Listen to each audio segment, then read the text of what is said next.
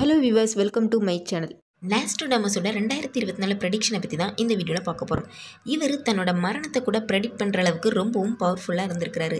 இவர் எழுதியிருக்கிற லெஸ் ப்ராப்பசிஸ்ன்னு சொல்லப்படுற புக்கில் அடுத்த 3700 வருஷத்துக்கு பூமியில் என்னெல்லாம் நடக்க போகுதுங்கிறத கவிதை நடையில் எழுதி ப்ரெடிக்ட் பண்ணி சொல்லியிருக்கிறாரு. நாஸ்ட்ரோடாமஸ் 16ஆம் நூற்றாண்டில் ஃப்ரான்ஸில் 1503வது வருஷத்தில் பிறக்கிறாரு.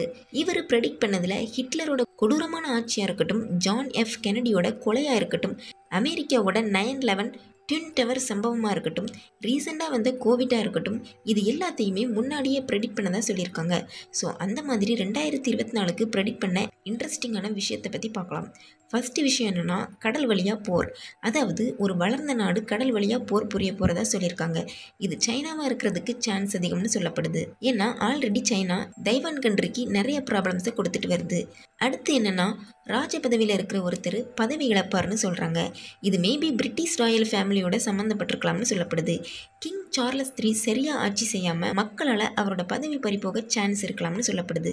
அடுத்து சொல்லப்படுற ப்ரெடிக்ஷன் என்னென்னா, திருத்தந்தைன்னு சொல்லப்படக்கூடிய பேப்பசி, அதாவது புது போப் வருவார்னு சொல்கிறாங்க. ஆல்ரெடி போப் ஃப்ரான்சிஸ்க்கு ரொம்ப வயசாகிட்டு இருக்கு. ஸோ அவரோட டெத்தை மென்ஷன் பண்ணி கூட சொல்லியிருக்கலாம்னு சொல்லப்படுது. அண்ட் நெக்ஸ்ட் என்னென்னா, கிளைமேட் கேட்டஸ்ட்ரோஃப். அதாவது எக்ஸ்ட்ரீம் கண்டிஷனில் கிளைமேட் இருக்கும்னு சொல்கிறாங்க. நிறைய இடம் வறண்ட நிலமாக மாறும்னு சொல்கிறாரு.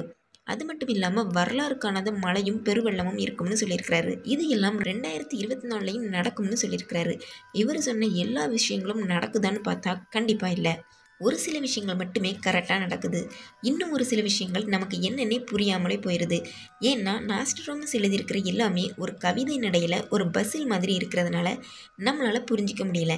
மேலும் 2024 பூமிக்கு ஏலியன்கள் வருவாங்கன்னு சொல்லப்பட்டிருக்கு. அது மட்டும் இல்லாமல் பூமியை ஒரு எரிக்கல் உரசிட்டு போகும் அப்படின்னு சொல்லியிருக்கிறாரு. பட் இது எந்த அளவுக்கு உண்மைன்னு 2024 முடியும் போது தான் நமக்கு தெரியும். நாஸ்ட்ரோடாமஸ் ப்ரெடிக்ஷனை பற்றி நீங்கள் என்ன நினைக்கிறீங்கன்னு மறக்காமல் கமெண்ட் பண்ணுங்கள்.